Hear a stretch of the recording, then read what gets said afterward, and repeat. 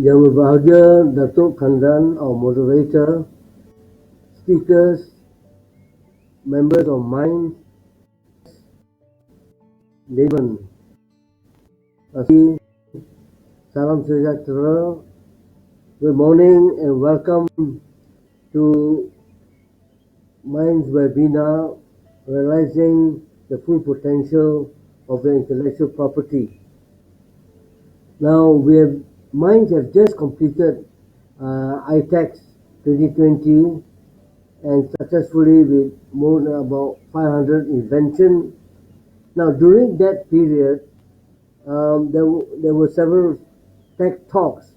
In one of them, it was mentioned that Amazon, one of the big 5 companies in the US, has a total asset of more than 200 billion US dollars. And it was stated that most of the income has come from its IP assets. Hence, the significant importance of IP and also the reason why Minds is organizing this webinar. We are grateful to Dato, a leading giant in the IP law, as a moderator.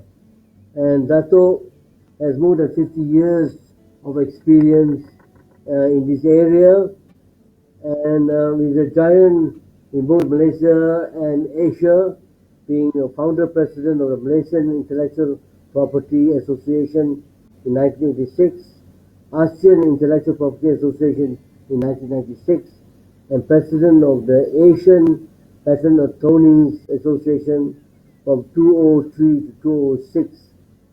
He was also appointed to the Academy of the World Intellectual Property Organization in Geneva. He's also active in civil society, in the state establishment, and also he has been serving on the Yayasan Tunku Abdul Rahman for 35 years, and he was a member of the Selangor Pardon Board from 1992 to 2019. We are also grateful to our speakers, Dr. Chris Hemingway, Ms. Dama, and Mr. Lok. We thank Dama as a project leader in putting the program together. I have now great pleasure in inviting Yang Berbahagia Datuk Kandan to moderate this event. Have a fruitful participation. Thank you. Let me begin by thanking and paying tribute to an incredibly very recognizable personality, Professor Emeritus Tan Sri Dr. Augustine Ong, who persuaded me to come out of my retirement to moderate at this webinar. Thank you very much. Protecting one's intellectual property right is not something new.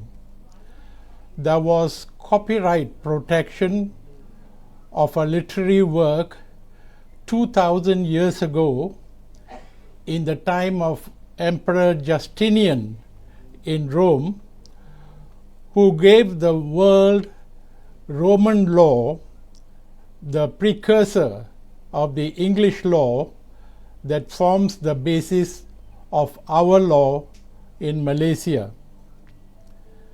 With the Industrial Revolution in the 18th and 19th centuries, nations got together to formulate unified laws to protect industrial property rights, such as inventions, industrial designs, and trade identifiers, such as trademarks.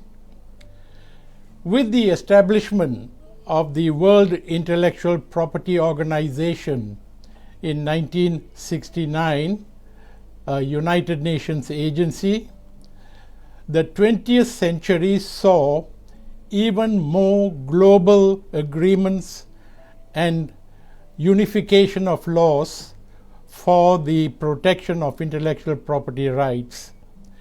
Trade-related intellectual property rights, or TRIPS agreement, one of the 27 agreements of the World Trade Agreement, was one such major step.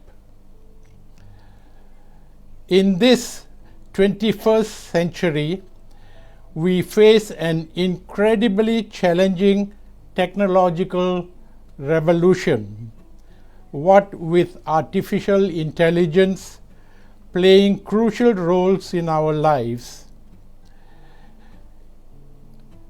It is not an understatement to say that the standoff between the two largest economies in the world, the USA and China, is all about intellectual property rights.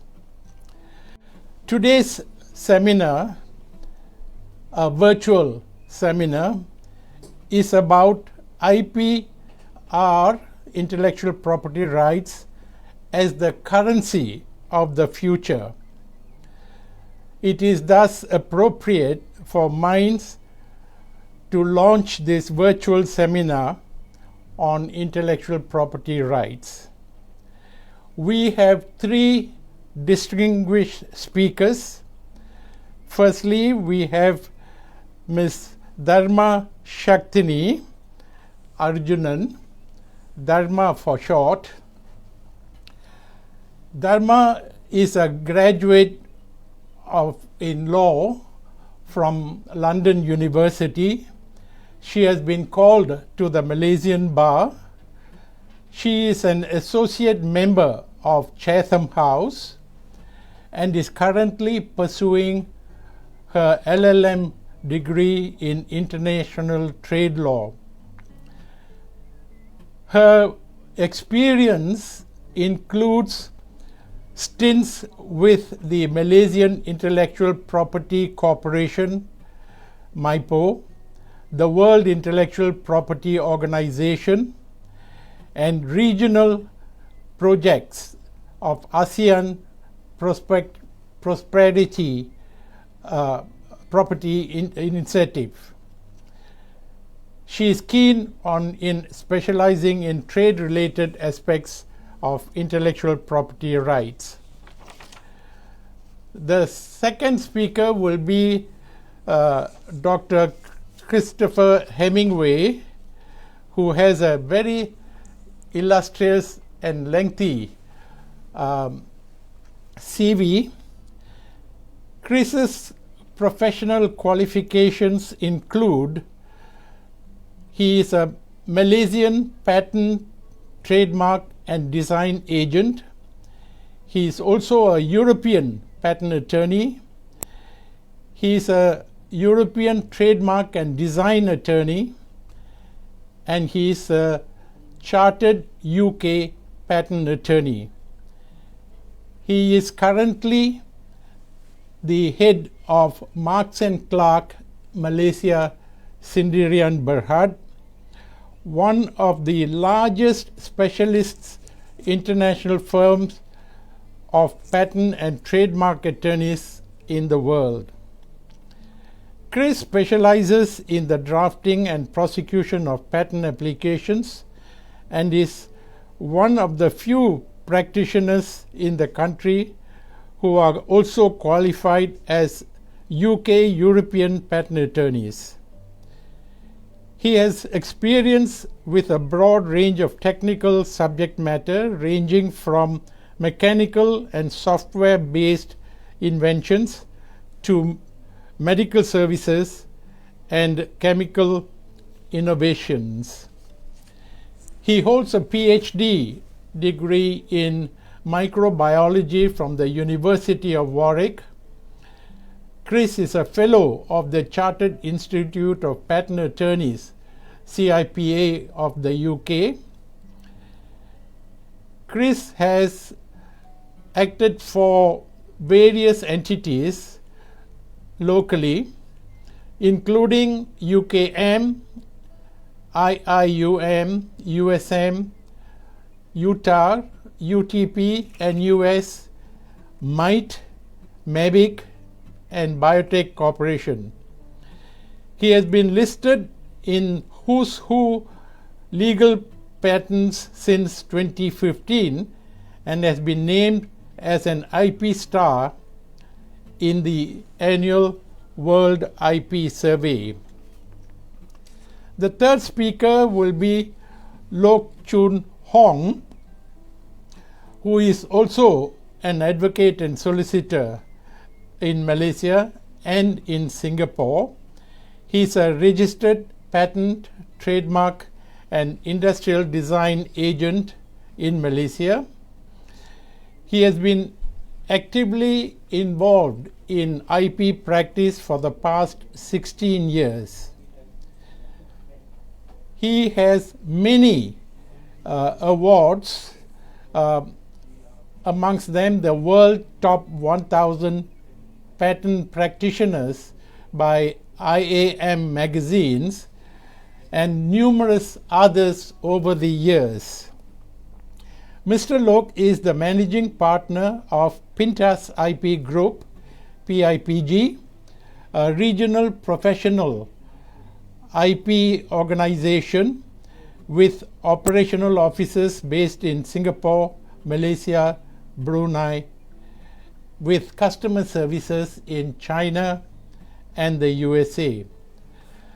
With that, I will now call upon the first speaker at this seminar, which is Dharma. Dharma is going to speak to us on the general level of IP protection in Malaysia and internationally, also the international perspective of intellectual property rights. Dharma Shaktini, all yours. Thank you, Dato'. Can I please have the slides up? Great. Okay, so good morning, everyone. I'm Dharma. And today, for the MINDS webinar, I'll be presenting on IPR rights on a general level. So by way of introduction, I would just like to map out that I'll start with what are IP rights, what roles they play, going into the specifics of the common IP rights. I will also touch upon certain issues regarding the Trademarks Act of 2019. Also, a general picture on the international dimension to IPR. And finally, I would leave something for the participant to dwell upon and to reflect. Right, so what are IP rights? In short, they are intangible assets, something you can't touch, you can't hold. They are also territorial, so it's constrained by borders. There are many types of IP rights, which I will go into in my slides later. You have trademarks, you have copyright, you have patents, and etc. The other thing about IP rights is it confers a monopoly or something amounting to exclusivity of use. It can also be legally protected and it can be enforced. IP rights are also subjected to IP valuations and something that you should consider for your business portfolio. Next slide, please. What roles do IPR play?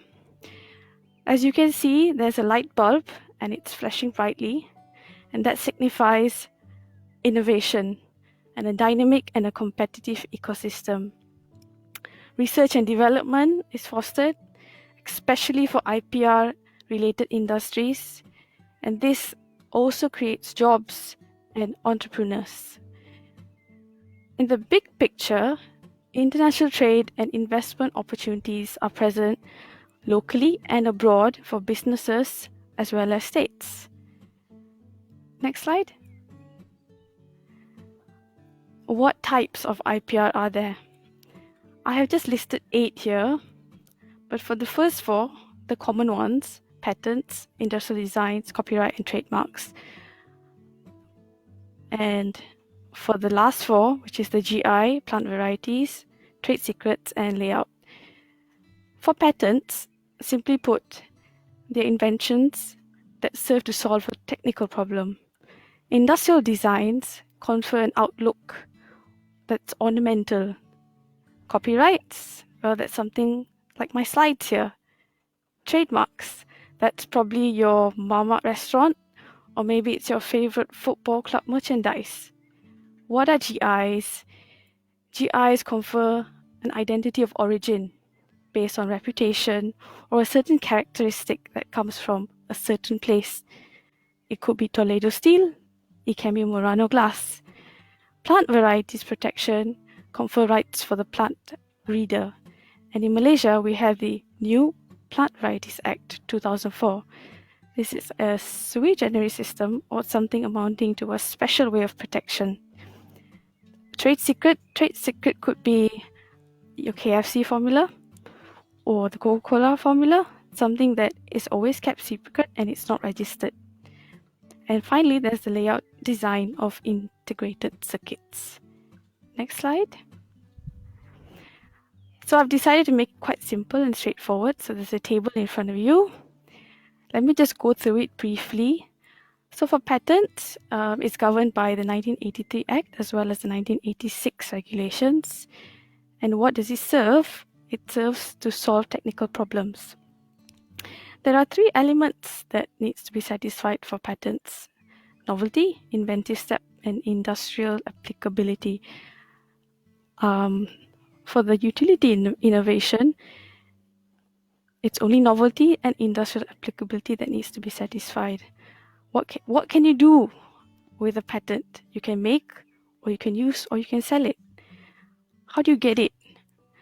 Well, there's a search, there's an examination, and there's a granting procedure, which will be explained in detail later. How long does it last? The protection for a patent is 20 years, and for a utility innovation, it's 10 years. Moving on to ID, which is on the far right, you have the 1996 Act and the 1999 regulations. As I mentioned earlier, it's a non-functional feature and it's ornamental. It has to be novel and it must have individual character. You can make it, you can use it, and you can sell it. This is only subjected to a formality examination and is not as thorough as detailed as the patent grant. So for the first 5 years, you keep it and then you can renew it for a further four consecutive times of 5 years, which will bring you to a grand total of 25 years. Next slide. So for trademarks, we have a new Act 2019 as well as the regulations that was passed recently. What is a trademark and how do you protect it? Well, trademarks are distinctive. They tell you that it's different from a good or service that's in the business place. And what is distinctive? Distinctive means it cannot be descriptive. An example would be an Apple iPhone. An Apple iPhone is an iPhone. It's not an apple. Moving on to copyright, we have the 1987 Act, and copyright covers a broad range of things. There's paintings, there's books, there's musicals, there's sound recordings, and it only requires an originality of expression that has to be reduced to a material form, regardless of how good or bad it sounds. Next slide. So the trademarks gives you the right to use it in the course of trade. And for a copyright, it allows you to reproduce, communicate, distribute, or transfer the ownership of your work. For trademarks, there is a search and examination procedure followed by an advertisement and registration. For copyright, it confers automatic protection, but it's recommended to voluntarily record it. A trademark can last forever with the initial 10 years, and you can keep renewing it for every 10 years after that. For copyright, it depends on what type of work you're protecting. If it's musical, If it's literary, then it's life of the author, say if you're 25 years old, plus 50 years, and that would make it 75. For other works, it's 50 years from date of your first publication. Next slide. So the Trademarks Act of 2019 has amended and has introduced certain features that is new to Malaysia. The first one is the accession to the Madrid Protocol. This allows a trademark applicant to make a single application, a single fee, and it can cover up to 120 countries. The other thing that's equally exciting is the recognition of non-conventional marks and collective marks. An example would be sound, or scent, or hologram, or a trade union mark that can now be recognized. The filing date, which is equally important, is when all formality requirements are fulfilled. We can also start commercializing marks by way of security interest.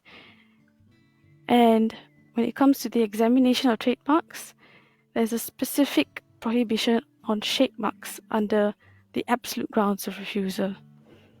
The infringement scope has widened to cover actions by registered proprietors against other marks that are similar to theirs. Remedies are now codified. So we have injunctions, we have damages, and accounts of profits that are now in black and white. Next slide. This is one of my favorite slides. So if you can see, there's an infographic before you. It's from the Global Innovation Index 2020. And depends where you're based and where you're from. So if you're in Europe, then the Swiss are leading. And if you are like me, it's the Singaporeans that are on top in terms of the innovation in their economies.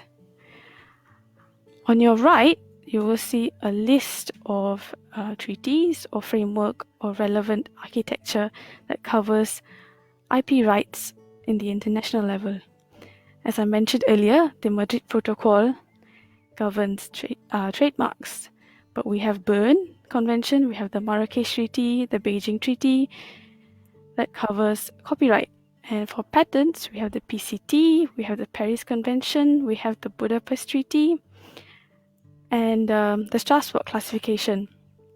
For industrial designs, there's the Hague Agreement, and for the classification of marks, there's the Nice classification, and for industrial designs, there's the Locarno classification, and for appellations of origin, there's the Lisbon Agreement.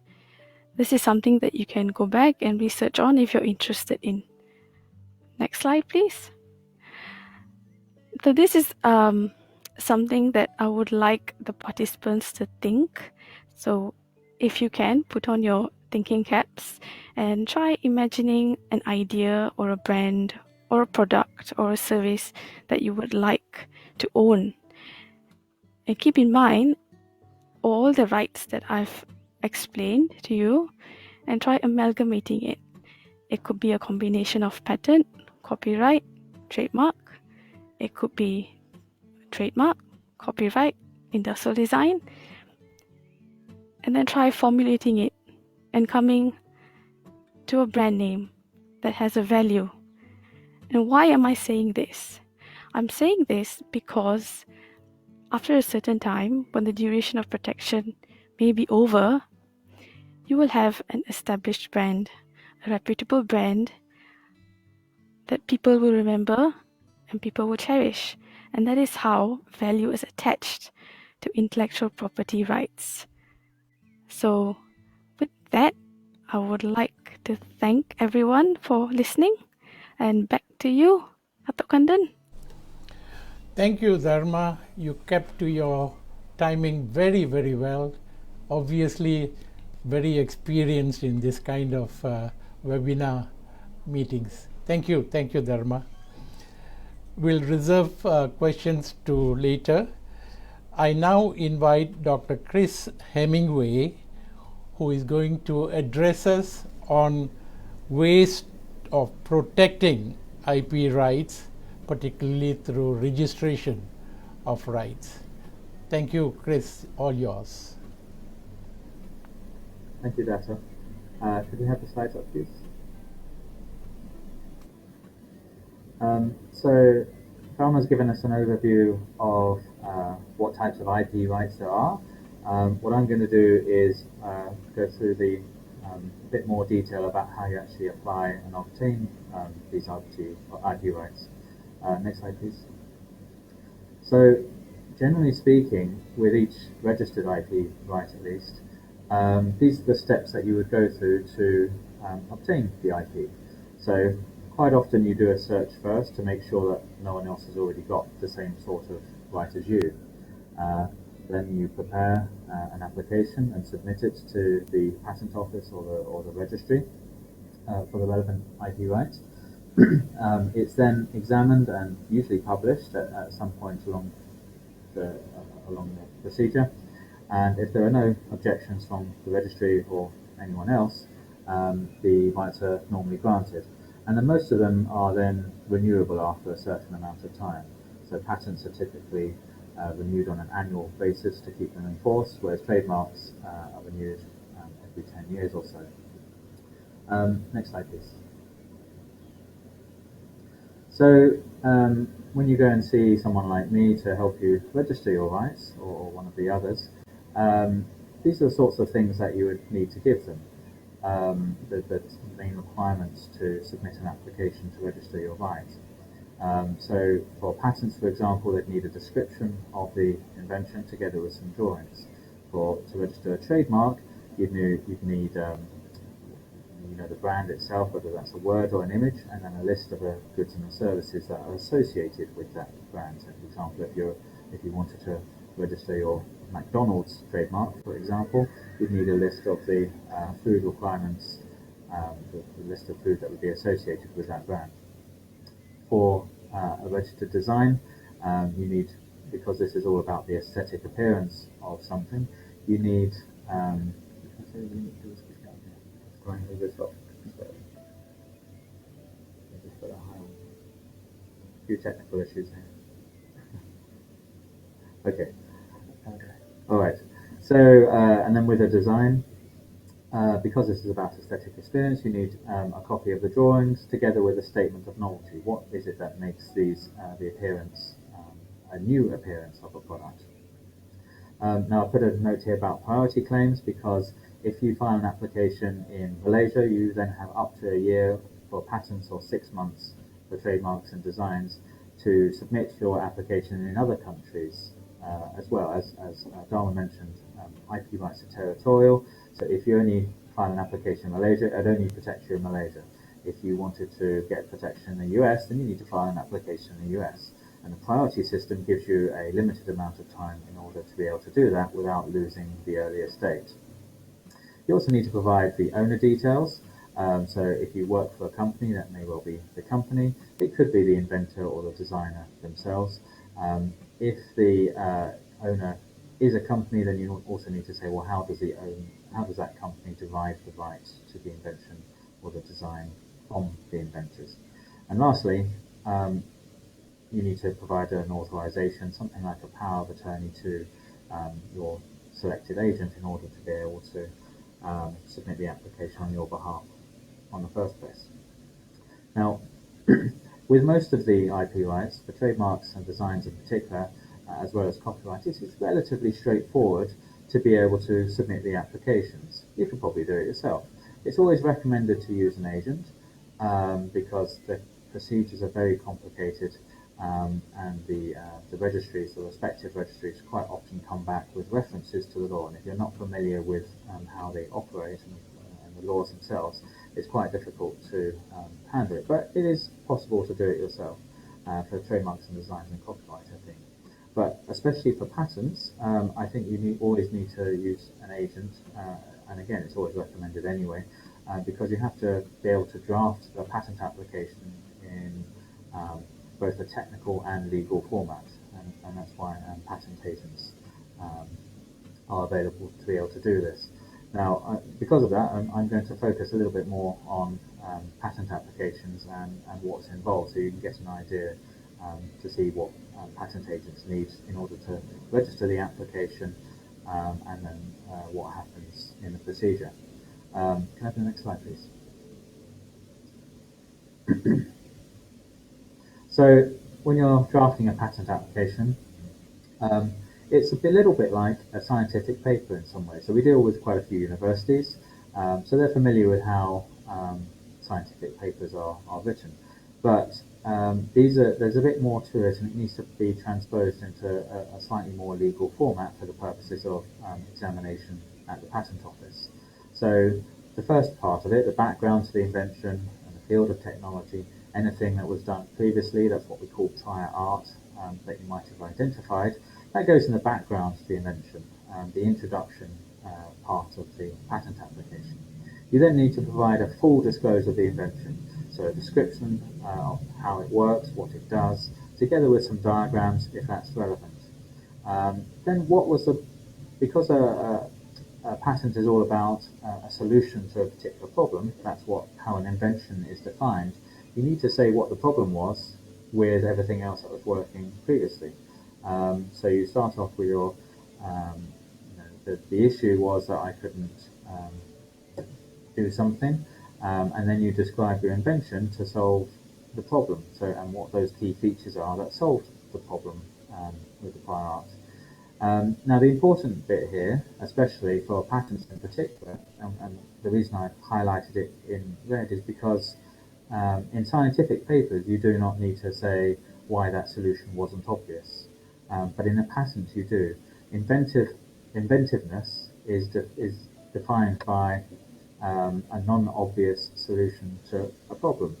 And that's with regard to someone who is familiar with the field of technology. So if it might be someone like an engineer or a laboratory assistant, would they think that whatever solution you come up with, your invention, would they think that it was an obvious solution or not, considering what's already known out there? In other words, the prior art is what we call everything that's already been published to date anywhere in the world.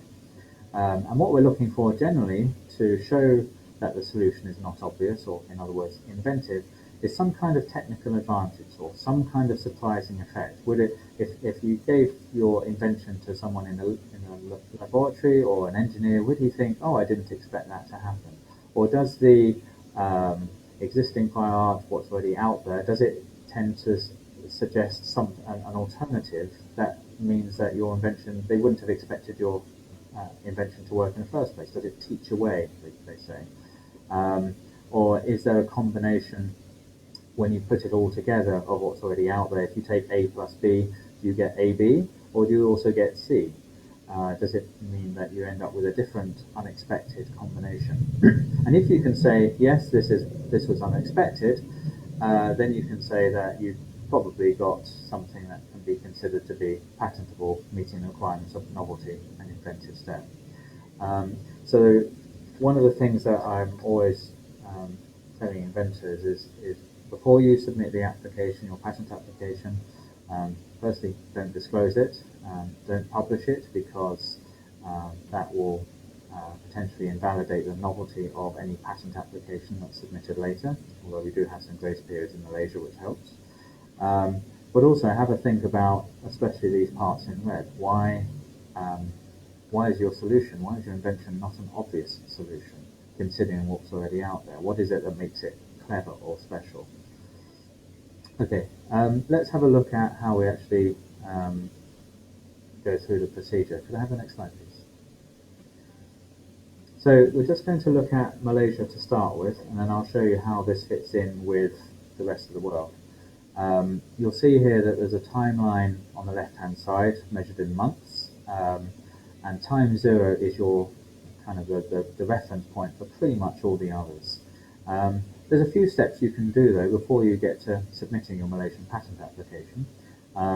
Firstly, you do a subject matter search. You can use Google. There's a specific subsection on Google, google.com/patents, where you can search to see if there's anyone else that's come up with the same invention, because if they have, you can't patent it. And so it's always a good idea to have a look on there. There is another free database called Espasnet, which is a bit more comprehensive but not as easy to use as Google. So usually it's what we do is we combine those two things together and cross-reference.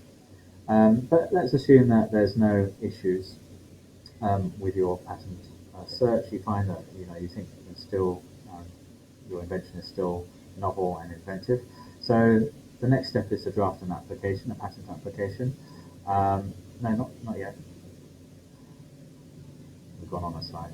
Okay, the next step is to prepare your application by drafting it, and if everything's okay, then you file the Malaysian patent application at the patent office. Now, nothing really happens at that point because the next step is to request examination within 18 months of your Malaysian filing date. Within 12 months, if you want to file foreign patent applications, that's your time limit, or you can file an international patent application, otherwise known as a PCT, which stands for Patent Cooperation Treaty, that's to there's a time limit for 12 months if you're considering other countries in the world. But let's stick with Malaysia. So you've got 18 months to request examination, but it might be a few years before the patent office gets around to looking at it, before you get the first examination report. Now, a lot of people are always surprised about how long it takes. Actually, this is not unusual.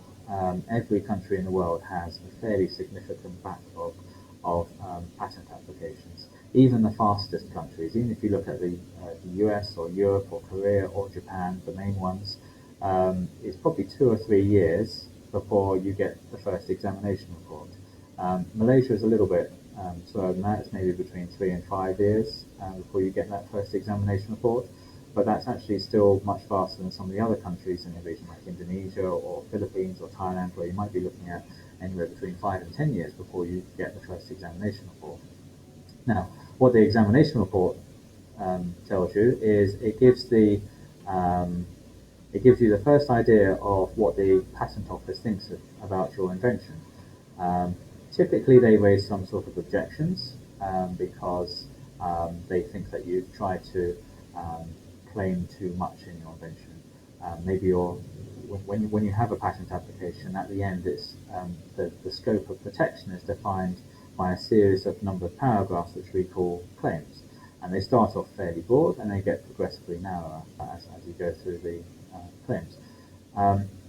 So if your first claim is too broad, the patent office will object to it. Hopefully they don't object to everything, and that will give you a chance to overcome the objections. And if there's no further objections, it goes through to grant. If the patent office comes back with additional objections, then you get the chance to argue again. So you either keep going backwards and forwards with the patent office until it gets granted, or if the objections can't be overcome, it's refused. So you can see from here, it might take anywhere between 3 and 6 years to get a patent granted. After the patent is granted, you then have to pay renewal fees to keep it in force. So this type of system is fairly common in most countries. Nearly all the countries have some kind of examination and grant scheme. There are some additional steps and some others. And what I'm going to show you now, I think you've got a preview a minute ago, is how this fits in with the rest of the world, or at least on the international system. Okay, now can we have the next slide, please? So I was trying to fit this. This is actually still quite a simplified version. I was trying to provide something which just gave an overall impression, because actually it's a lot more complicated than this. But this at least gives you an overview of how Malaysia then fits in with other things. And one of the issues that you might face as a patentee is you've only got 12 months before you need to decide on other countries that, I said file foreign applications or PCT. But at that point, you have no idea if your invention is any good or not from the point of view of the patent office. So what the PCT does is it consolidates a lot of the procedures for more than 150 countries at the moment, so that you can get an idea of whether or not it's worth continuing in those other countries later. So you'll see from the slide here that at 18, if you file a PCT at 12 months from zero, within about 6 months of filing the PCT, you'll get the examination report. And if you contrast that with Malaysia, where it's about 3 or 4 years, you're now getting an much earlier indication of whether the patent office thinks this is a patentable invention or not. Now, with a PCT, it doesn't give you an international patent. There's no such thing as a worldwide patent at the moment. It's purely an application procedure to consolidate or try and consolidate a lot of the search and examination processes that you would otherwise have to go through. But the good thing is that while it is not binding on the other countries, which you have to select at the end of the international stage, it is quite often persuasive.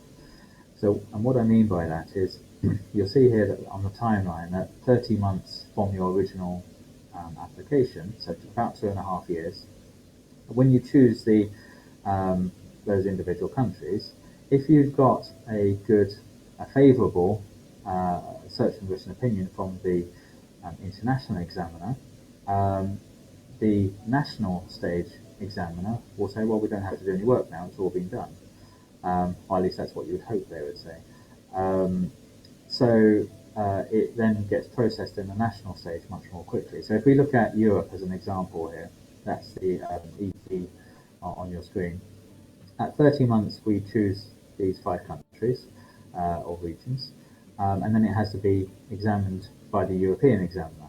But if you'd already chosen the European examiner as your international examiner, the first thing they say is, well, we agree with what we said earlier. So if you've got a good report, it then goes straight through to grant because the examiner doesn't have to deal with any further objections. And that's true with quite a few of these countries. Perhaps one notable exception is the US, who will always do their own examination regardless of what was said in the international stage. But most of the others will take into consideration the first examination report is usually very similar to what was issued at the international stage. And then the patents will then get granted.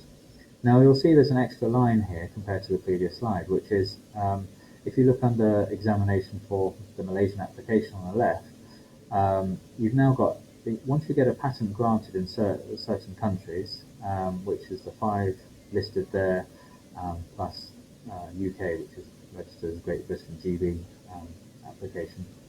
If you get a patent granted in one of those 6 countries, you can come back and use that to get your Malaysian patent granted.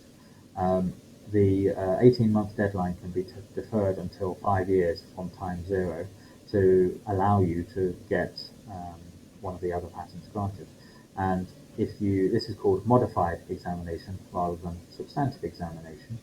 And it's a way of speeding up the grant process because, again, the Malaysian examiner can see that it's been granted through a well-known process through one of the major offices, so he doesn't have to do any further work. And as a result, it normally goes straight through to grant without too many further objections being raised. There's one unusual bit which I'll just cover briefly on Europe, which is when the European patent gets granted, it also then has to split up into different countries. You have to validate it in the countries that you want, and then it becomes a national patent in each of those countries. For those of you who are interested in Brexit and what's happening there, that has no effect on a European patent or the UK's part of the European Patent Convention. It does have an effect on trademark and designs, in that you would, from next year, you'll have to file, if you're interested in protecting your trademark or design in the UK, you'd have to file it separately. But with a patent, it can still be part of the European patent system because it goes above and beyond the European designations, the European system that is there at the moment. Okay, so as I say, this is quite a complicated procedure, and each country does have its unusual idiosyncrasies. But what I'm going to just go through now is a little bit more detail on some of the stages involved here. So can I have the next slide, please? So I mentioned earlier about examination.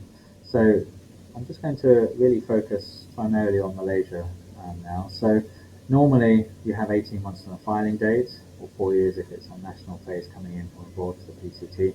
But you can extend that date to 5 years, and that, as I said before, was because it gives you the chance to request modified examination rather than substantive examination based on a foreign patent that's already been granted. And you see at the bottom there, those are the 6 countries that Malaysia recognises as acceptable for basing that procedure on.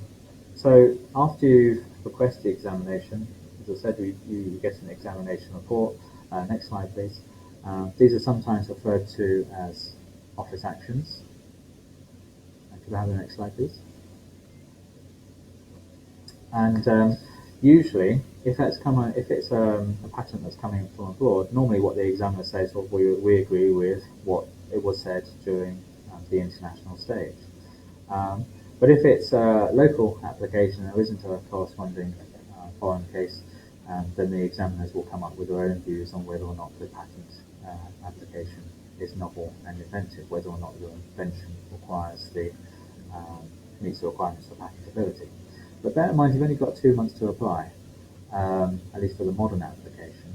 Although you can get additional time if you need it, and that's straightforward as long as it's within 6 months. If you need more than 6 months to deal with it, for whatever reason, maybe there's a financial restructuring of the company or something else has happened, which is stopping you from applying within the normal time frame, then you can get further extensions as long as you sign off the statutory declaration, an SD, explaining why you need that extra time. Now, one unusual thing about Malaysia is that if the examiner says there's more than one invention, it's common in most countries that you can only have 1 patent per invention. So if you get a non-unity objection, which means the examiner thinks there's 2 inventions in your application, then you only have 3 months to file a divisional application to cover the second invention. It's a bit like splitting it into 2 different application procedures. A lot of countries allow you as much time as you like, as long as the application hasn't been granted. But Malaysia is quite strict. You only really have 3 months to submit it. Again, you can get extensions, but it's risky to do it that way because it might get granted in the meantime and you can no longer do it. Okay, next slide, please. I also wanted to mention utility innovations, which is a specific type of utility model. In most countries, utility models are secondary types of protection. They are used for incremental inventions, and you only require novelty, not necessarily inventive steps. They're usually easier to get granted. And in most countries, you'll see on the left here, a typical utility model, they only last for 10 years and they're not examined before grant. There may also be some other limitations. The point is you don't really know if it's any good or not because it hasn't been through a substantive examination process. Usually the patent office will grant them almost automatically. So you've got a piece of paper that says it's granted, but you don't really know if it's actually any good or not, whether it's going to stand up to the test of validity if you try and enforce it. Malaysia is very unusual because you need novelty only, like most utility models, but it can last for up to 20 years, like a patent. And it's also substantively examined. It follows exactly the same procedure in Malaysia as a normal patent. And there's no limitations. Subject matter. The only downside really is that it's one claim, but if you've got a broad claim, that doesn't really matter. So actually you end up with something that's like a patent, but doesn't have that has a lower threshold to get it granted in the first place.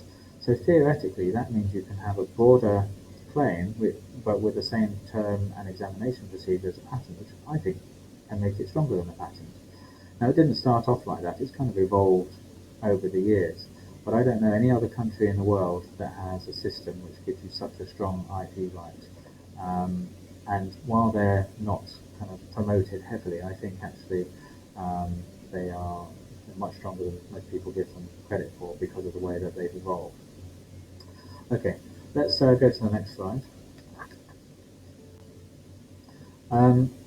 As I mentioned before, people always surprised about how long it takes to get a patent granted. But if you need to have it granted more quickly so that you can enforce your rights against someone, maybe they've started infringing and you can't enforce a patent until it's granted, then there are ways of speeding up those procedures. So the most expensive and the fastest way is expedited examination, which was a procedure introduced by the Patent Office a few years ago, and you get something granted within 3 months. The downside is that you need to have a good reason. Infringement is one of those reasons. And it is also quite expensive. There's quite high official fees. I think it's a few thousand ringgit off the top of my head, especially if you include the agent fees. But there's two other ways of doing this as well. One is PPH, which is the Patent Prosecution Highway. The idea here is that if you get a patent granted, one of the other, or at least have a positive report from one of the other regional offices, that's Japan Patent Office, European Patent Office, the Chinese Intellectual Property, what does the A stand for? Office is the Chinese Patent Office effectively, and the Korean Intellectual Property Office, which has just come into effect. Then if you get a positive report from one of those, then you can use it to speed up the local office, the Malaysian office. You can cross-reference it to them and say, look, I've got my claims accepted here, please can you accept it in Malaysia as well. ASPEC is very similar to PPH, but for the ASEAN countries, so if you get a patent allowed in one of these other countries, one of the either Singapore, Cambodia, Indonesia, and so on, then you can get it approved in Malaysia a bit faster. The only country that's not on that list within ASEAN is Myanmar, as they don't really have a substantive patent law at the moment. And that will both of those will let you get your patent granted within about 8 or 9 months, usually. It does vary a bit. I've had them as fast as 3 months. Sometimes it takes 1.5 years, 2 years. But typically 8 or 9 months is what you would expect for that procedure, which is quite comparable to the modified examination. Okay, let's have a look at something else. Next slide, please. I mentioned this part because it can be very important. If you want to file a patent application, normally you would submit it to Malaysia first, before you then consider other countries within the following year. But sometimes people want to file it abroad first. Maybe you're not interested in Malaysia as a market, you want to submit it to the US only. Or maybe your company is based in the US but the inventor is living here. This is a very important section because if you don't get permission from the patent office, if you live here and you're an inventor, before you submit your application abroad, you can be filed or go to jail. So it's very important for anyone that's living here and it's residency, not citizenship, but anyone that's living in Malaysia, before you submit your patent application abroad, you've either got to have filed your patent application in Malaysia or you get permission from the patent office. And it's not difficult to get permission. You normally submit a copy of the application that you want to file abroad to the patent office, and then within a week or two you normally get the waiver, the foreign filing authorization. But it is important to do it because otherwise it can have some very serious consequences as a result. Okay, I think we've got one more slide if you can go on to the next one. This is really just a problem we've faced over the last year or two. The Patent Office, MIPO, replaced its entire IT system about 2 years ago. But there have been some fairly significant problems with it. Things like filing certificates, renewal certificates are virtually not being issued at all. The procedures have all been slowed down as a result. There's quite a lot of bugs in the system which are gradually being ironed out. And actually, I'm a member of MIPA, the Malaysian Intellectual Property Association, and we've been working with MIPO and the Bar Council as part of a task force to try and identify these issues and sort them out. So if you do submit a patent application or indeed a trademark or design application, you're finding that the procedures have all got slowed down and they're not kind of going along the original timeline that you might expect. A lot of it is because the IT systems have increased the backlogs at the patent office, at the registries, and as a result it's just causing a lot of slowdown generally. They have told us recently that they're expecting a lot of the issues to be fixed within the next 3 months, and a lot of the backlogs, hopefully, that have built up over the last year or two will also be cleared. So hopefully things will get better soon, but please bear with us in the meantime. So I think that's all I've got to say for now. I think I've got my last slide, which is if you want to go to that, just my contact details on it if anyone needs it. But other than that, I'll say goodbye for now and hand back to Dr. Kunda. Thank you very much, Chris. You too have kept to your time schedule. I appreciate that very, very much. We have had a very simple explanation of what is intellectual property from Dharma. We had a very clear explanation from Chris on how to protect the intellectual property rights. Let us now go to the exploitation of intellectual property rights, for the which we need funding.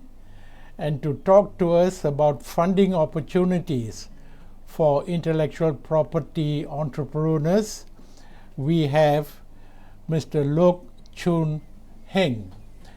Can I invite Chun Hong to take the floor? Thank you.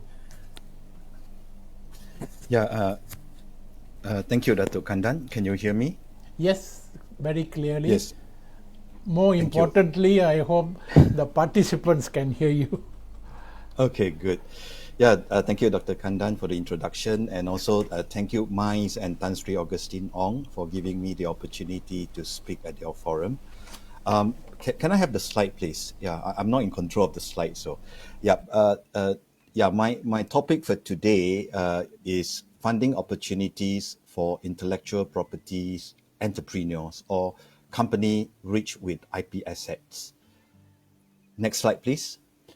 I will skip these introductions about me because Dr. Kandan has given a good introduction just now. And okay, I think the other speaker have also talked about the fundamental of IP rights. What I want to emphasize here is IP is an intangible asset. It comes in the form of a monopolistic right governed by given by the government of the land. It's a jurisdictional right. So before we can exploit any ideas, we need to have intellectual property. We need to own the idea through intellectual property. Next slide, please. So the main function of intellectual property is for generators of ideas to own their ideas. Idea in its different form can be protected by different types of intellectual property. Ms. Dharma and also Dr. Christopher has elaborated in length about how to protect different types of idea. From the perspective of IP monetization, I think it is very important that we need to own the idea before we monetize them. If we don't own an idea, then the idea is very fluid, right? Anyone can just copy your idea and they can do the same thing. So the most fundamental function of intellectual property is for you to own your idea, for you to own your unique selling proposition. Tan Sri Augustine, in his opening remark, talks about Amazon. Amazon is what it is today. It's $1 trillion company because it has many game-changing ideas. They were the first to come up with using big data and incorporate big data into e-commerce, and they created the world's first one-click system, one-click e-commerce ordering system. If the idea weren't protected by patent, by the one-click patent back then in 1997, I'm sure a lot of other e-commerce players would have copied the idea, and the idea will become a generic idea. But because of that very important patent, Amazon was able, to own the idea and license out the idea to other players like Apple stores. And when Barnes and Noble tried to copy the idea, Amazon sued them, and they successfully won the case. So I think that's a very fundamental thing. That idea has to be owned before you can monetize that. And then I think a lot of Minds members, you are inventors, right? You come up with a lot of great ideas, and you probably wants to power your businesses with those innovative ideas. So I think one of the first thing is you need to protect it, and secondly, how to use idea to monetize those patented or protected IP protected ideas. So my topic today will be focusing on fundraising, right? Using IP to do fundraising. So next slide, please. So I would like to use Google as a case study for my topic today, because Google is one of the top 5 companies in the world now. It is a great company. It has one of the most efficient search engine, and also if 70% of mobile phone users are using Android, and Android is also owned by Google. But if you look back into the history of Google, you will see that Google is actually a company started off from a patented idea. Of course, before I go into the the financial history of Google, I would like to also touch a little bit about the key assets of Google as a company. Google's platforms are run on software, and software are automatically protected by copyright. Google also owns some of the world's most valuable brands like Google, like Androids, like Waze. All these names, brands are owned by Google. And of course, not to forget AdWords. AdWords is, because Google search engine is so efficient, it is able to draw a lot of traffic. Then Google allows, people, merchants, to actually bid for keywords, and every time you bid for certain keywords to be featured on their search engine, on the top of their search results, then you have to pay money to Google as advertising fee, and the brand for that service is AdWords, so it is also a trademark name. And behind the Google very powerful search engine, there are many patented processes, right? So, without those patent protection, there are many other search engine around. When Google was started in year 1997, there were many search engines companies around. You have Yahoo, one of the largest at that time. You have Alta Vista. You have Infosys, many companies. But why didn't those competitors copy Google unique search methods, right? One of the key reasons are those methods were already patented by Google, so they can't. If they were to copy those processes, they will be liable for patent infringement to Google. So the very first patented idea that kickstart Google was this technology or this process called PageRank. Can I go to the next slide, please?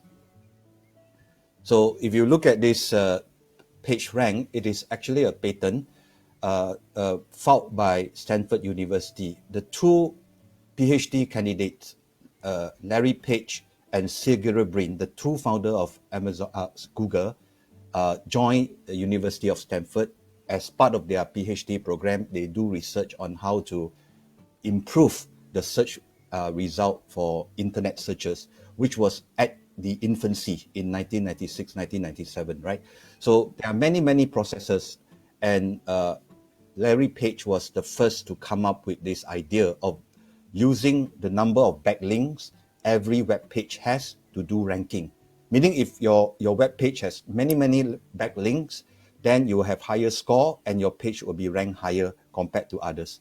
So this is the concept. In the academic world, you have your paper is considered more authoritative. You have many citations. So similarly, they moved this idea to search engine. And then if your web page is backlinked to many sub-page other pages, then your ranking will be higher. So this process of calculating the number of backlinks, using the number of backlinks to do ranking, and using the score to do ranking, was actually protected by Google. By Stanford University. It is a PhD program of Larry Page. And when Larry Page spin off Google, Stanford University licensed the patent to Google. In exchange for that license, right, Stanford University received 1.8 million shares of Google. That was the exchange for getting the exclusive license for this patent. And when Google went listed, the share was sold in 2005 for 336 million US dollar. So it is, a bumper return for Stanford universities. So this is the beginning of Google, a patented idea, right? But the next slide, please. I'm going to share with the audience how Google actually used the patent to grow the company, to raise fund, right? So Google went through many funding stages, and of all these funding stages, intellectual property plays a very important part. So in 1995, Larry Page, Sergey Brin at Stanford University formed Google, licensed the technology from Stanford University, and to grow the company, money is like oxygen, right? To start up, you need money to run the operation. Without oxygen, the company will die very early. So with this patented technology, Google was able to move to the incubator of Stanford University and start to do proof of concept. So they try to license the technology to Yahoo, to all the more established search engine, but nobody wanted to take the technology. They were skeptical of this new technology. So what they did was they spin off the company, they formed Google, and they approached, from the accelerator from Stanford University, armed with this patent, they approached business angel. So they were fortunate to be able to find someone who believed in them, from Andy Bechtolsheim, one of the co-founder of Sun Microsystem. So from this Andy Bechtolsheim, they managed to raise 100,000 US dollar. So with that money, they formed the company out of their garage, right? Again, it's not like Bill Gates and like Steve Jobs. Google also started off from a garage factory, garage office, and their search engine was proven to be very useful because of the technological innovation that they had. So they gained a lot of traction. Stanford universities started to use their search engine as the default. So because they were able to grow so fast, their financing runway runs out. So they have to raise second round of funding. So they managed to find other 3 business angels, and each of them, 3 of them combined invested $1 million US dollar into the company. One of the business angels was the founder of Amazon.com. Right, Jeff Bezos actually invested part of the money. He was one of the early investors in Google at the valuation of 6 cents, 0.06 US dollar, meaning 6 cents US dollar. So using that 1 million money from the business angels, they grow the business, they grow the market share, and they reach a point where they need more money. They went to the VC. So the venture capital, the 2 largest venture capital firm in Silicon Valley, Kenneth Perkin and Sequoia, put in 25 million into their company in 1999. At that time, the valuation rose from 6 cents to 50 cents per share. So this is from the angel round to the VC round, right? So, and in 2001, they raised another round of investment from corporate venture capital. Yahoo put in 15 million into them. Then they used the money and grow the business further. And when Yahoo acquired share, it was at $2.34 per share. Then in 2004, they went listed, and their valuation has gone up, right? They raised 1.67 billion from the IPO in 2004 because their business was growing, because of innovation, and because of the money they get from the investors. They are able to expand their business.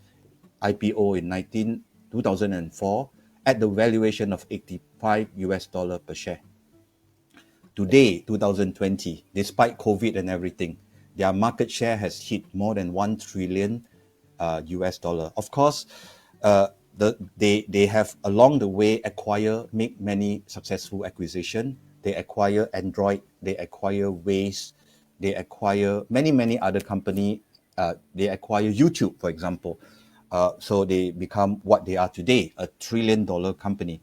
But if you trace back, right, from the beginning to now, intellectual property plays a very important part in their funding initiative. For them to get funding, they need to show they have the technology that works, and they gain the market traction, and investors have faith in them, and they put in more money, and today they are what they are today.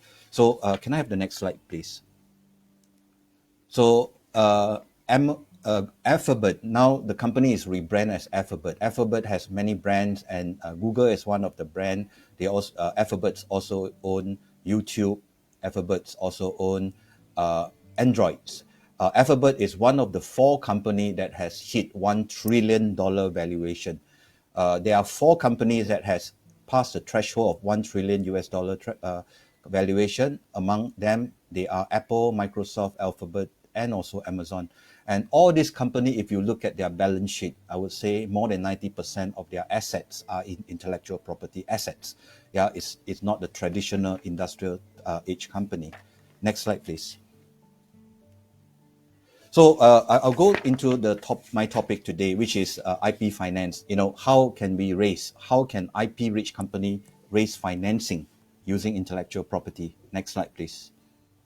Okay, this is the IP funding ecosystems that we have.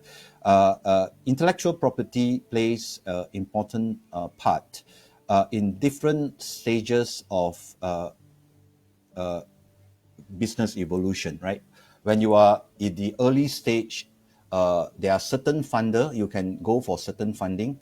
At the ideation stage, the pre-seed stage, where you come up with an idea, but you need to prove the concept.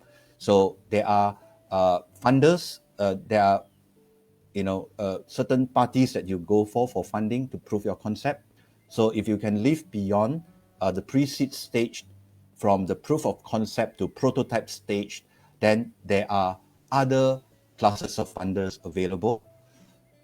If you are able to come up with a prototype and push your IP protected products or services to the market, and you are entering the growth stage of your business, and during the growth stage of your business, your IP assets can be monetized using different types of financing means. And from the growth to the maturity stage, where your company has gained traction, it has existing market shares, there are different classes of funders. So today I'm going to go through with you in the next 15 minutes that I have, go through with you the different stages, what are the funding opportunities that IP-rich companies can resort to. Next slide, please. For the pre-seed stage, if you are having an idea that you think you want to get a proof of concept, you probably can go to agencies like Cradles, or you can join some of the accelerators in Malaysia. So during this stage, you can actually get some pre-seed funding. We are fortunate to have an agency in Malaysia called Cradle Fund.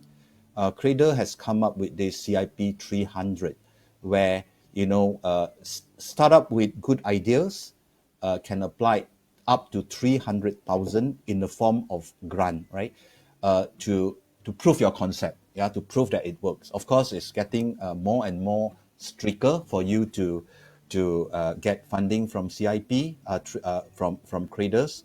But many of our successful startup company, including Grab a car actually was a beneficiary of Cradle Fund. So if you're one of those early stage, pre-seed stage innovators with good ideas, you probably would want to look at those accelerators or Cradles for funding. Next slide, please. So if you can prove your concept and you want to move on, right, to the next stage, you can actually look at a few other options to raise fund using your IP as the main asset. At the seed stage, I think the main assets that a lot of technopreneurs or a lot of startup have is the value of their idea, right? They don't have any other form of assets except the intangible assets. Next slide, please. So at this juncture, I would like to share with you a bit about angel investors. I'm also active in the angel investments movement since year 2010. I'm the secretary to Malaysian Business Angels Network, and we've been like doing a lot of pitching, to pitch, to bridge or to connect the innovative startup with angel investors. So angel investors are typically affluent, high net worth individual that would like to invest in business startup. And usually at this stage, the amount of investment is usually small, about US dollar 50,000 to 200,000. Small, it's not too big. Usually it's individual money. In return for certain equity in the company. So with that angel investment money, you can prolong the runway for the startup to actually try out the idea and gain some market traction. And as you can see in the case of Google, they actually went through the angel stage also. One good thing about Malaysia is you have this angel tax incentive. So when angels invest, angel investors can actually claim tax credit from Angel Tax Incentives Office. So next slide, please. So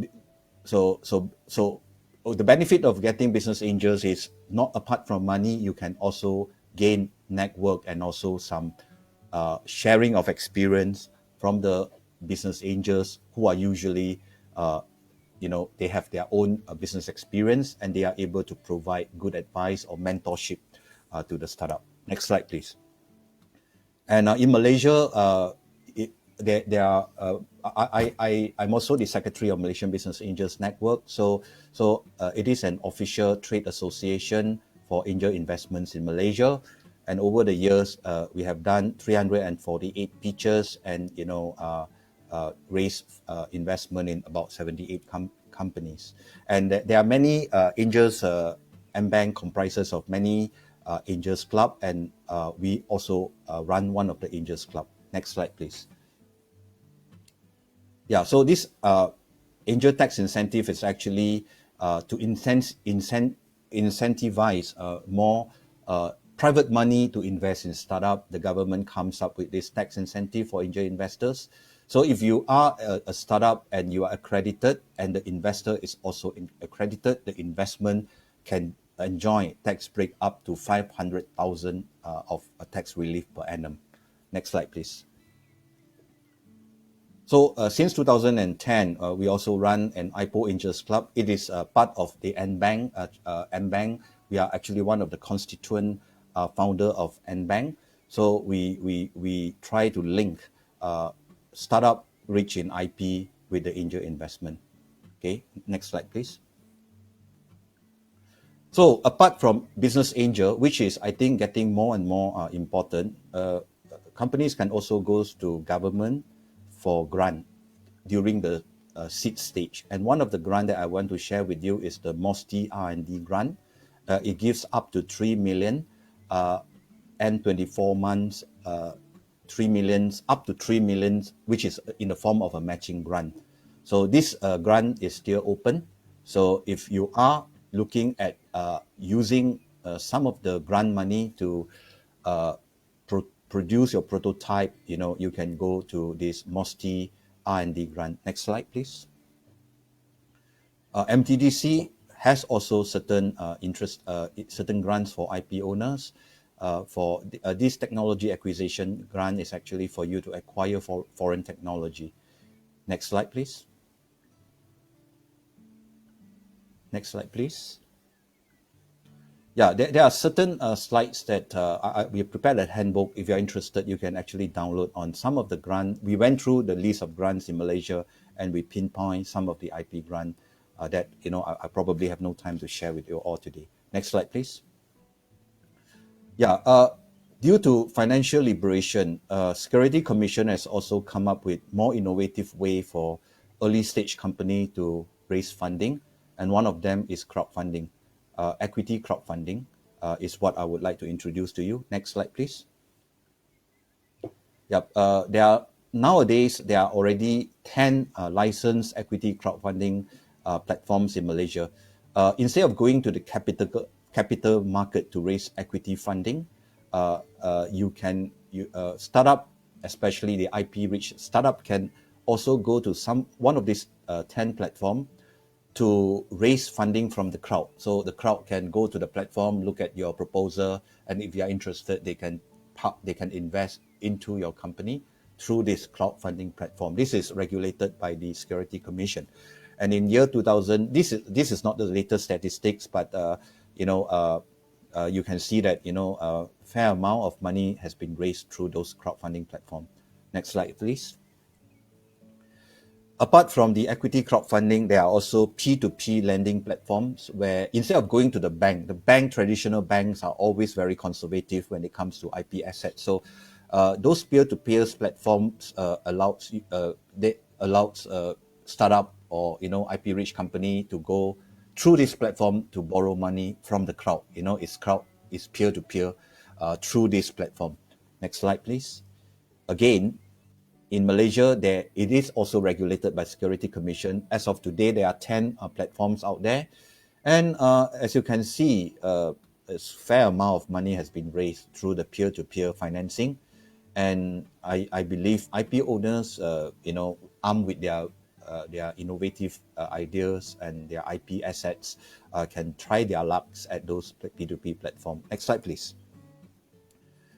Next, if the company has graduated from the seed stage to the growth stage, your company is growing now. You need more fund to grow, right?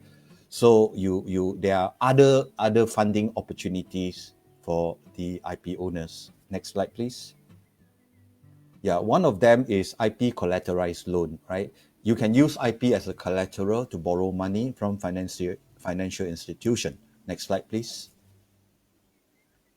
So there are some regional developments. Singapore, since 2014, has rolled out 100 million IP financing scheme where the government can go to one of the 4 participating financial institutions, and the government will partially underwrite those loans, which is backed by IP asset.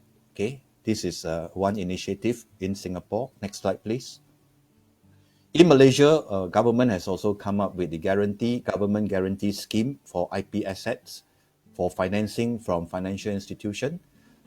This is the initiative started by the Syarikat Jaminan Pembiayaan Perniagaan Berhad SJPP, which is a fully owned subsidiary of MOF.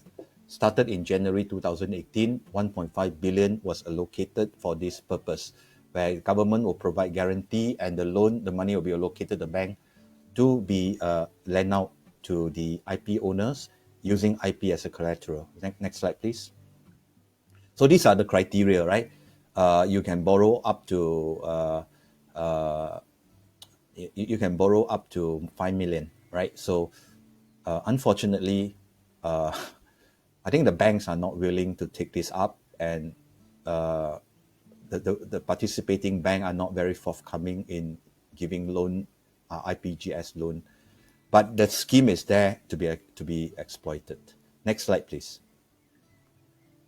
Yeah, these are the criteria. You have to be a Malaysian company to apply for this SJPP IP loan. Your shareholding capital cannot be more than 20 million. Next slide, please. And in order to do securitized loan, your IP asset has to be valued, right? So there are valuation approaches that has been generally accepted by the MyIPO and also in Malaysia as a standard. So valuation is not an issue. There are methods to value IP assets nowadays to be used as a collateralized asset. Next slide, please. If you are also in a growth stage, probably you would want to go for a bigger amount of equity investors from venture capitals. Next slide, please. Yeah, there are venture capital typically, will look at, your competitive advantage, what kind of ideas you have. All these criteria, and intellectual property are one of the important criteria. And the VC will put in money in returns for some equity. And there are many stages of VC. As you can see from the case of Google just now, you have VC coming from the 2 VC firm, and also a later stage VC coming from Yahoo. So VC financing, also depending on where you are, you have the startup VC, growth VC, Mezzanine VC, and the amount get bigger as you go down the line. Next slide, please. Yeah, we also have a VC fund under IPO, which is to invest. It is an early stage startup VC to invest in IP-rich deep tech ventures. The purpose is to connect the early stage deep tech company with the market platform owner, and using our fund to run the operation. And this IPO capital is actually licensed by Security Commission. It's a VCMC licensed by Security Commissions. Next slide, please. And if you have reached maturity, you are able to grow your business to a level where it gains big market share, and you want to monetize the IP asset, you want to raise more funding, there are bigger, wider options for you. Next slide, please. One of the way is that you can sell the asset. Just 3 days ago, I think, we heard the news of how Bob Dylan managed to sell their entire copyright of more than 600 songs, including the world-renowned Blowing in the Wind song copyright to Universal Music, right? The price was not disclosed, but it is estimated that Bob Dylan was able to sell their copyright, their IP asset, for more than $300 million. Yeah, this is the latest development in the world of IP. Next slide, please. Yeah, of course, there are also many other deals where IP owners are able to sell their IP. One of them is Nortel sold their IP to Apple, and also the Ericsson for 4.5 billion US dollar for 6,000 patent. Then Apple, Microsoft, Sony, RIM, they come together to form a company called Rockstar, and they sue Google, Android Universe, for the infringement of the patent. This is a famous one. And also, in the local front, you see how the Jaya Group managed to buy over Frankster and sell the patent to Google for 40 million. So these are examples of how you can sell matured patent for money. Next slide, please. Or there are also in country more advanced jurisdictions like US, there are companies that are listed purely on the strength of their IP. One example is Qualcomm. Qualcomm own the CDMA, the 4G, the 3G patents, the standards patent relating to CDMA, and this company was listed in the US Stock Exchange. Their main business model is licensing of IP, right? They don't do product, they only make money from IP. Another company is Rambus, who also owns certain standards, patents in the field of semiconductor. Next slide, please. Yeah, and another way is if you are already a very matured IP and you would like to securitize your IP by issuing bond, you can do securitization also, because you have an IP like songs that have a steady stream of income. What you can do is you can park all this asset into a special purpose vehicle, and then you can sell this special purpose vehicle to an investor for a future cash flow of the asset. You can calculate for 10, 20 years the total royalty that you will receive, and then you sell to an investor, and the royalties will be paid into this SPV and distributed back to the investor. This is called securitization. IP is a form of a fixed income asset, right, which you can securitize. Last slide, I think. This is the pictures of how it works. Next slide, please. One example of a... Next slide, please. Next slide. Sorry. Next slide, please. Yeah.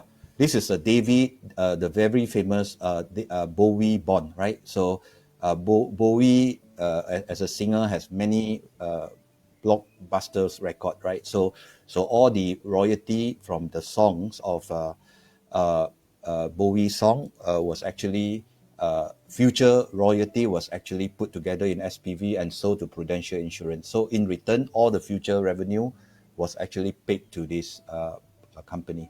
So this is one example of at a mature stage how IP asset owner can monetize and also get funding for their IP asset.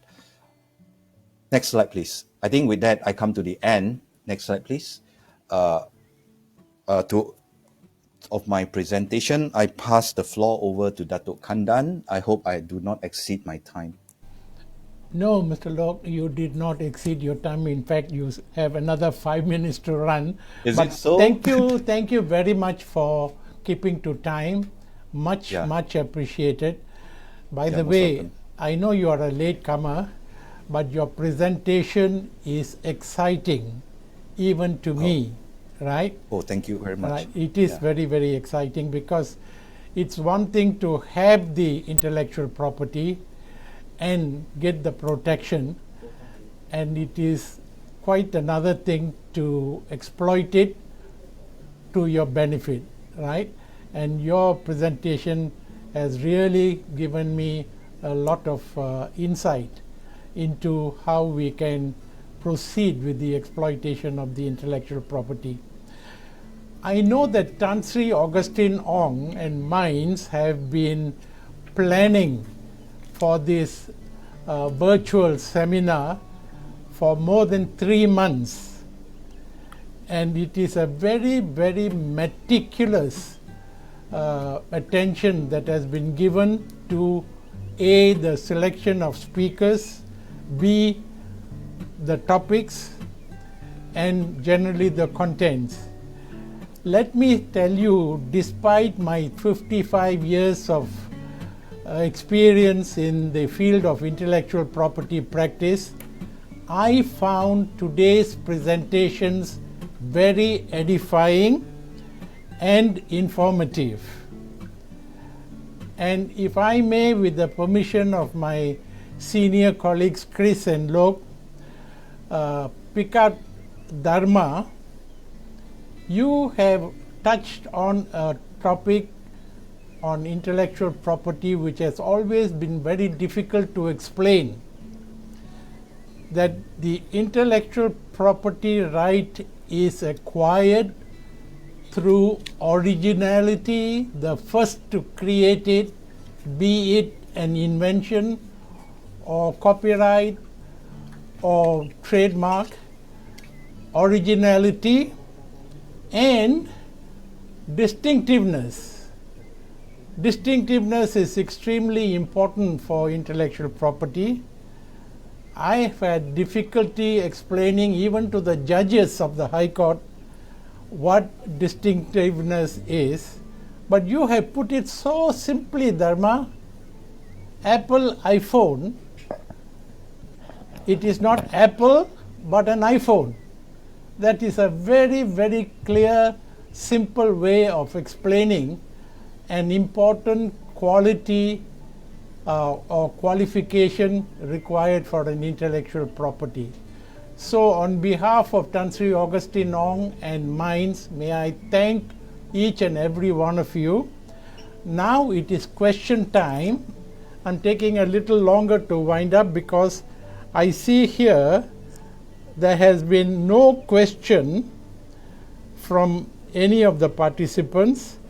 All that I have is, your visuals are not clear, I can't hear you clearly. Oh, my visuals are okay now because I've gone into my mobile phone, etc. But there has been no response to submission by Minds. If you have any questions regarding IP webinar, please send to us. There is one, right? At last. I was just about to say there's no question, but there is one. Nadia Tan Mei Lin, I don't know whether she is listening to it. You didn't say who should answer your question, but I'll put it to the panel. In patents, if the applicant and the inventors are different, if the applicant and inventors are different, what are their respective rights? I think this question should go to Chris, I suppose, first. Okay.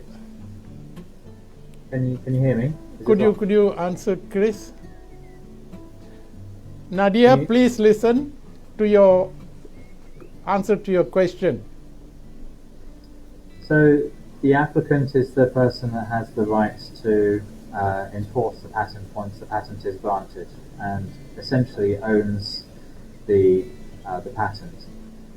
The inventor has the right to be named on the patent, and really that's the key difference. The inventor doesn't really get involved other than signing over the rights to the applicant as appropriate. The inventor doesn't really take part otherwise. So the applicant really is the key person in terms of patentability, because that's the owner and the person that has the right to enforce it afterwards. Mr. Lok, do you want to say anything on this? I think Dr. Chris has addressed that. Yeah, Okay. I'm okay with that. Yeah. Okay. Dharma, you want to leave it to the practitioners or you want to say something? I'm okay. Okay. All right. Let me take the liberty to put in my 2 cents worth here. The inventor is always the first owner of the invention, and the inventor is the one who will be entitled to apply for a patent right. If for some reason, like the inventor is an employee, the invention goes to the employer, then the question that was asked becomes very relevant. Under what circumstances did the applicant get the right to apply? Right? Now that is a matter which has to be resolved between the inventor and the applicant, and I think that would be the general answer.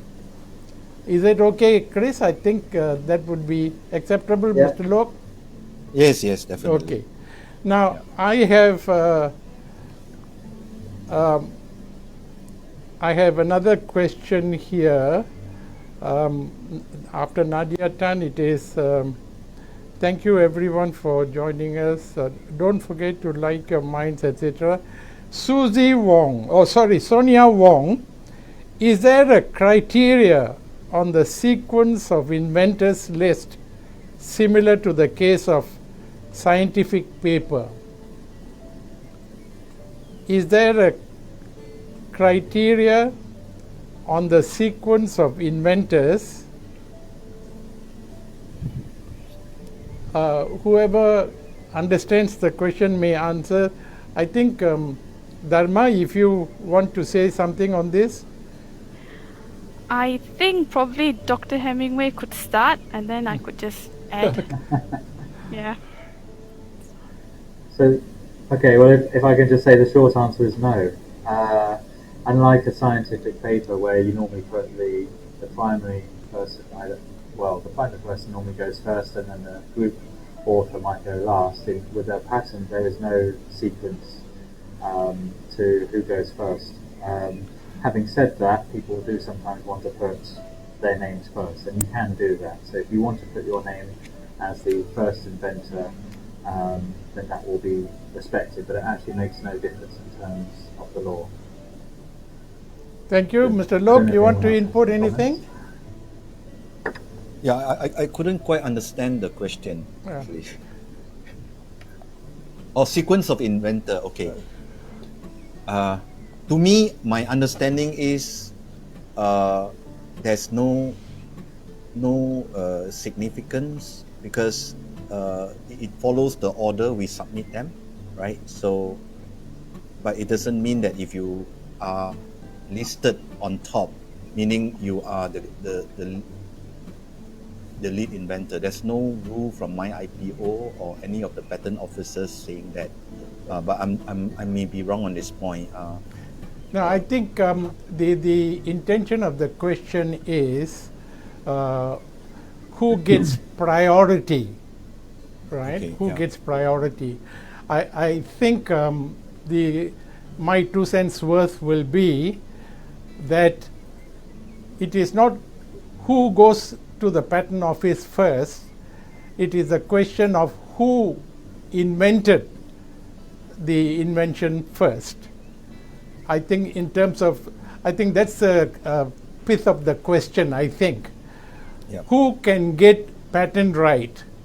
The person who invented it first. And for that, in terms of queuing up, looking back at the history, which Chris explained very clearly, looking back at the history of that particular science, whether there is a prior art, meaning whether there has been an invention similar to what the applicant has come forward with, which may cause the applicant's right to patent be aborted. I think that is the pith of the question. Okay, let's move on to the next question. Moyun Wong, I am with agriculture background. Do you have any examples of funding for this field? Most of your examples are related to IT field.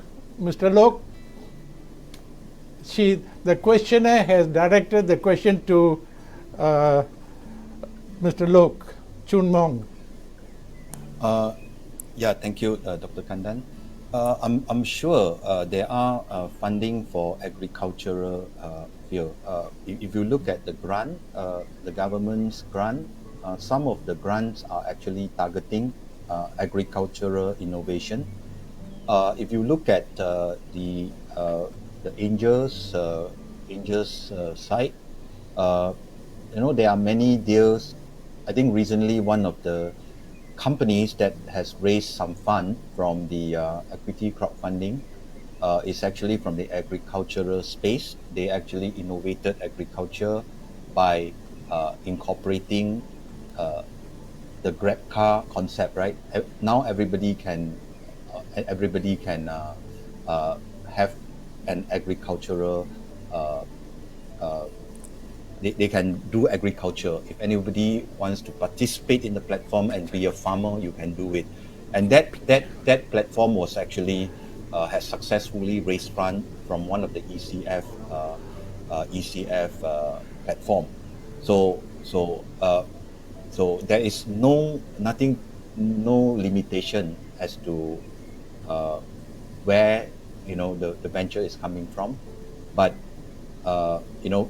from our IPO perspective, we're actually focusing on the IT field. But it doesn't mean that if you are from the agriculture background and you have good innovation, you can't get funding for your innovation. Thank you, Mr. Lok. Ms. Moyong Wong, I can see you are a lady because I see your photograph in your question. Thank you very much. Are you happy with the answer? I don't know whether you have the ability to respond.